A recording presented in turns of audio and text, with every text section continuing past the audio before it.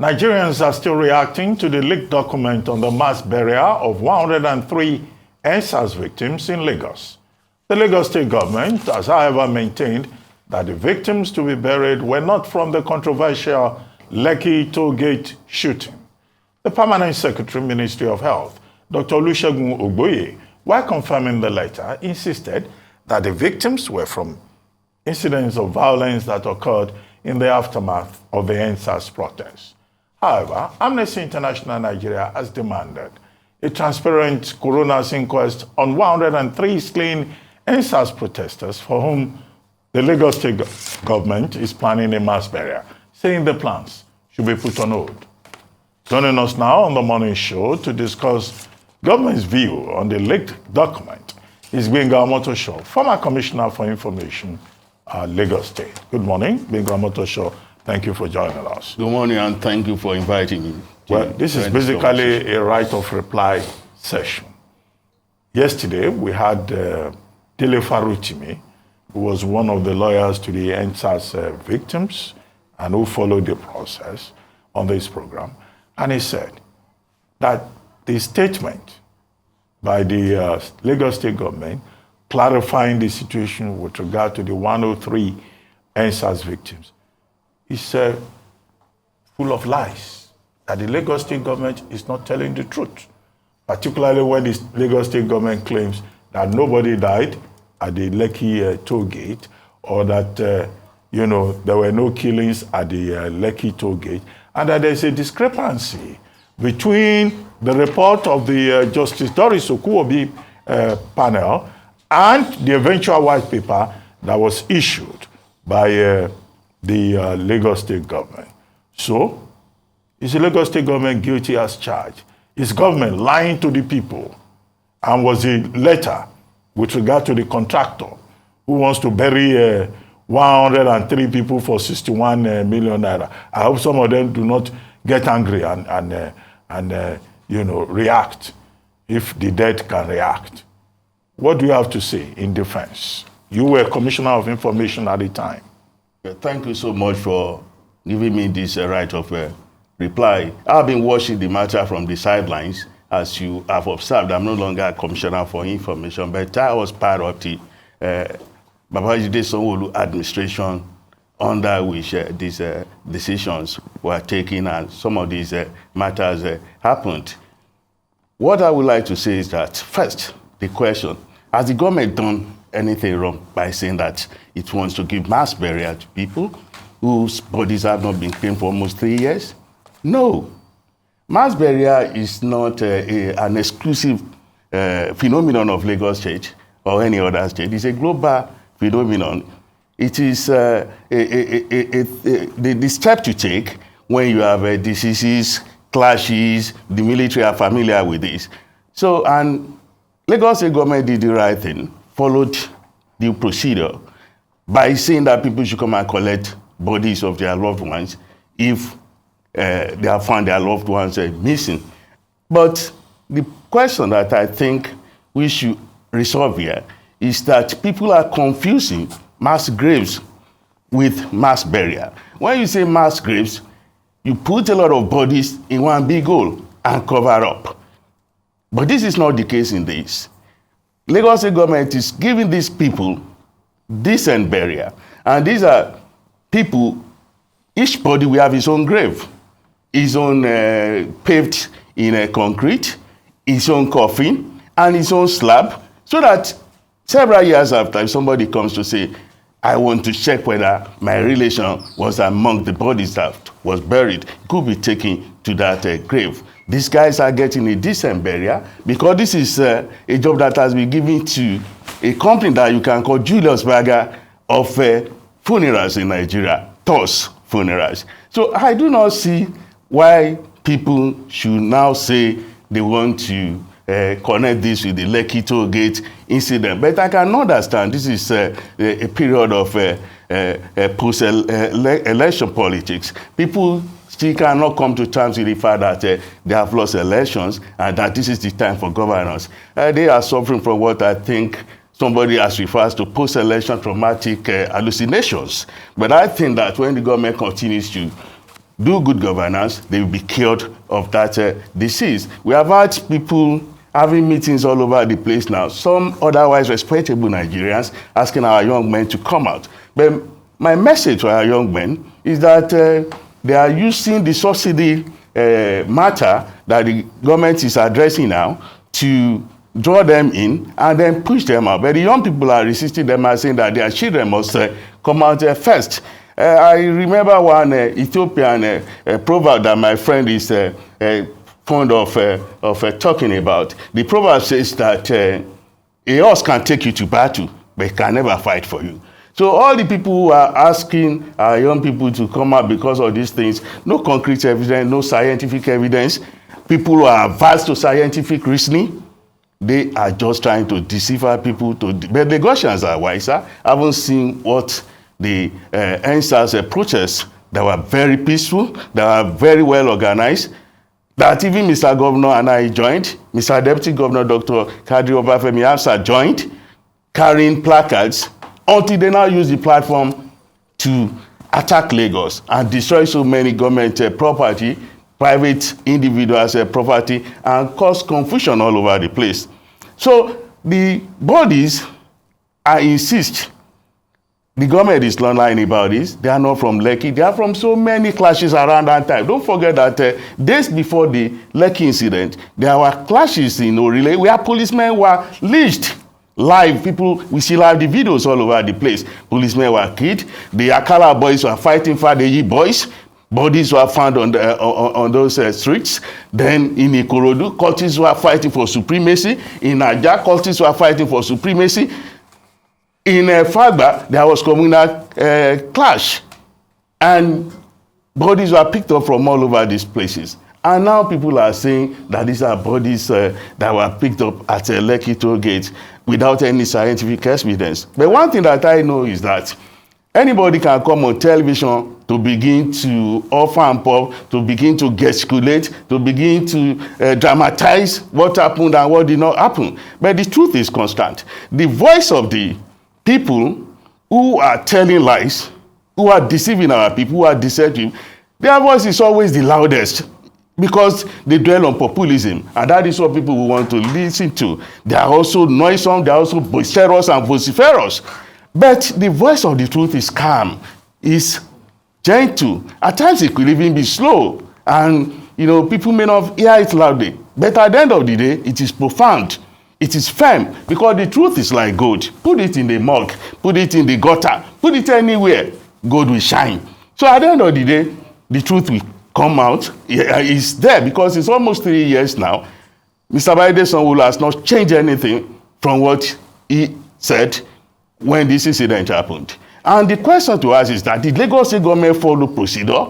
Okay. Yes. Right, universal procedure. Yes, sir. Advertised in newspapers. Okay. In this day on November 20th, the 19th, in Punch on November 18th. That people should come. 3 years after, the bodies are still there. They want them to leave the bodies as trophies. All right, let's talk about that due process, because that's what a number of people are examining with regards to the due process that was followed. Amnesty International, and I think there's a danger about putting a political spin to people asking questions that are relevant when you hear that 103 bodies are due for mass burial. So beyond just people who didn't vote for your party, an organization like Amnesty International have asked that why not conduct an independent and transparent coroner's inquest? Because we hear you, and the statement is very clear from the Lagos State government that these people were from different parts and they were unclaimed, despite the fact that there was a call. So what you're saying is that they're abandoned by their family members. Nobody has come out to claim. Why won't the Lagos State government accept to do an independent and transparent coroner's inquest to these people? I would imagine that the governor, as the father of the state and the chief executive, would be concerned about his citizens. And so that these people who remain nameless or faceless, there's an opportunity to at least ascertain their identity. And you also talk about, in the reports that was released by the Lagos State government, there was also the talk about the jailbreak, Ikoyi prison jailbreak.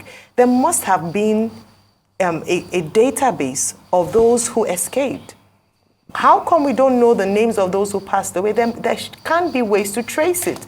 Then the final thing is that people are asking that why did the Lagos State government keep quiet for 3 years in terms of the numbers that you had 103 dead bodies in your morgues from 2020 EndSARS aftermath?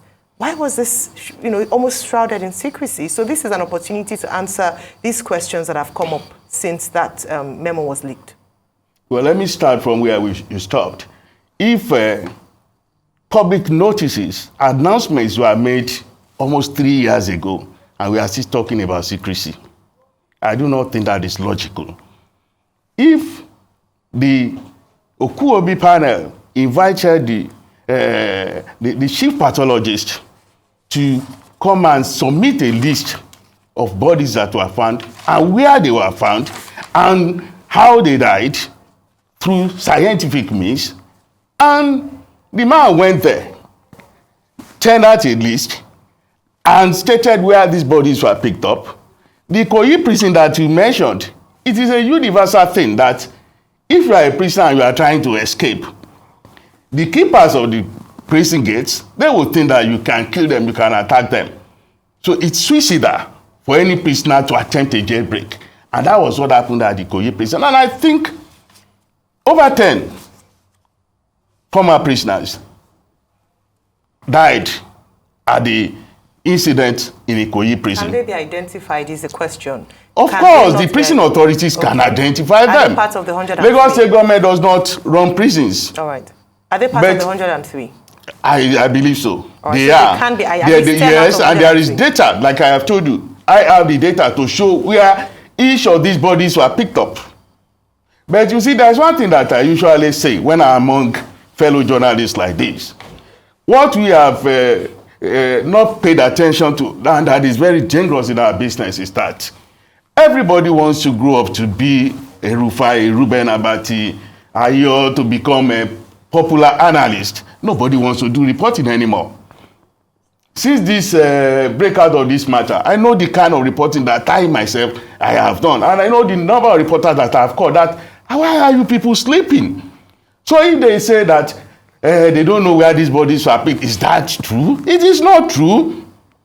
Why can't people go back to what Professor Bafunwa said at the panel? Is the man still alive? He's still alive.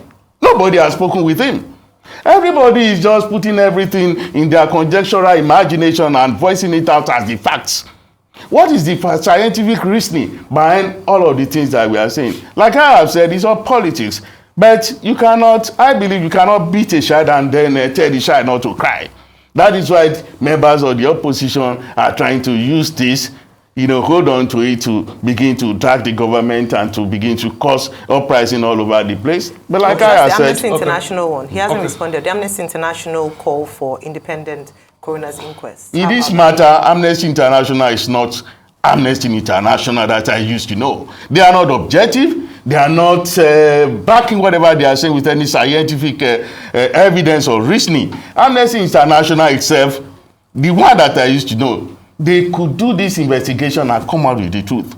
But I suspect they too, they have been perforated by some external forces. So Amnesty International can just sit down in his office and begin to issue statements and begin to talk without taking any step to find out the truth. Okay. So let's go back. You said people died at Ikoyi prison jailbreak, right? Mm-hmm. You said 10 people. Or how many people? Are you sure about the number of people that died? No, I'll fetch you my figures right away. Okay. I want to know the number of people that died in Ikoyi prison jailbreak. If you give me the number of people that died in Ikoyi prison jailbreak, for every prisoner that goes into a cell, they document them, isn't it?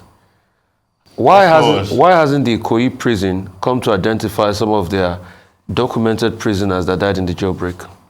Maybe they are not interested. I don't know. I can't speak for the prisons. No, but the whole custody of those people, of which I was a part. But the whole custody of the prisoners, Correct. And for every prisoner is documented. So if you say they died in the jailbreak, why have they not come to identify? Because this is also, you just also indicted the prisons. Why have they not come to identify their own people they hold in incarceration that died in a jailbreak? Why have they not come to identify these people?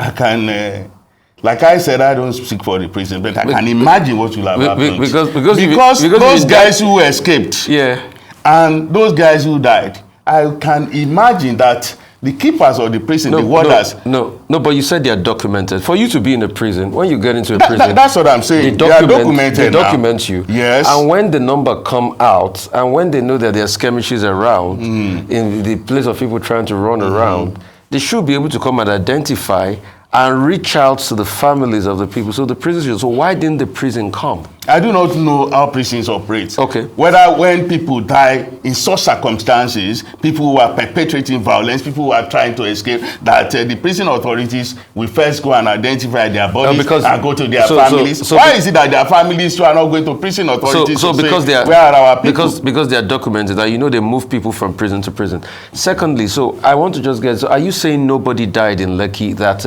what the military came to shoot was knockout or banger or firecracker? All of the questions that have been answered at the tribunal, I wouldn't want to go into them again and make this panel another panel. I'm just asking. But I am telling you, are you saying that nobody died in Lekki? Nobody did. And it was nobody just a died in Lekki. firecracker. That is the position the government of Lagos State has maintained till tomorrow. Nobody died. If you have facts, if you have evidence of somebody who died in Lekki, tell us. I know Mr. Baide Sanwo-Olu very well. He'll be the first person to go and commiserate with the family. So there are a couple of stories making the rounds across every newspaper. In fact, Arise TV covered some of families of victims that they went to pick up their own bodies at that Lekki site after the incident to bury.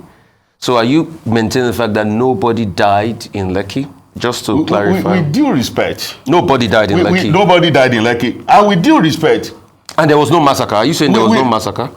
Oh, because the panel of inquiry said there there was a massacre. couldn't have been a massacre. There's no massacre, There right? couldn't have been. There was a time I traveled to Ghana, and then I went to the slave trade point, and I was taken to a room where stubborn slaves were being kept, and then they would be starved to death in that place. How many years after the end of slave trade, till today the place is still smelling? That's a if they killed 1, 2, 3, 10 people in Lekki, I'm telling you, nobody can do the cleanup, and then the place will not smell. Till today, people will know. You are talking about the point of no return. Let's make progress. Yes. Now, you started by talking about the mass burial. You said, oh, the people, will be given very decent burial and all of that. Okay, a couple of things. It was one of the issues raised yesterday by Dele Farutimi. He said, if the state government is earmarking 61.2 million for the burial of 103 persons, by his own calculation, he said that would be about, on the average, 500,000. So now you address the issue by saying, they will be given very decent graves and all of that. Okay, when is that mass burial taking place? And what form will it take? Because you say Toss Funerals is the Julius Berger of undertakers in the business. Is there going to be a party afterwards? Is there going to be a shwebi that the governor will take along with his officials? Because 61 million is a lot of money. They can rent a hall out of it and have an event. So we would like to know the details. And then, is the government embarrassed by the fact that the letter was leaked? Because it's not as if that leaked letter was released officially by the Lagos State government.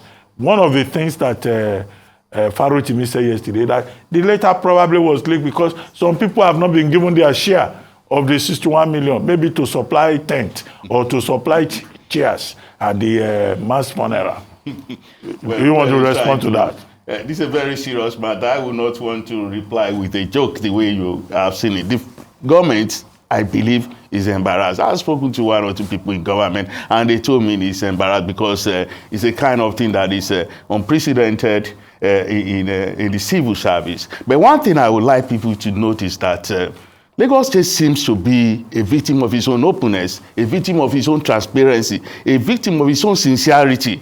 Because this thing, somebody could just have plunked down 60 million, and then the bodies are buried, and nobody knows anything, and everybody goes home. But Lagos State government said, go through the normal procedure, go through the ID procedure. And what people don't know is that that paper went through 4 levels of approval: Ministerial Tenders Board, ministerial approval, public procurement. Lagos State is the only state that I know that strictly observes the public procurement law. A law that slows down projects, in my own personal view, a law that is obstructive to development. When you have road contracts to do and rains are coming, you have to go through public procurement unit. It's really very tough. And Lagos, the government said, let this 60 million or 61 million go through that public procurement unit. And then now it becomes a public matter, something that is as simple as that. So you have 3 levels of approval before you even get to the governor's approval.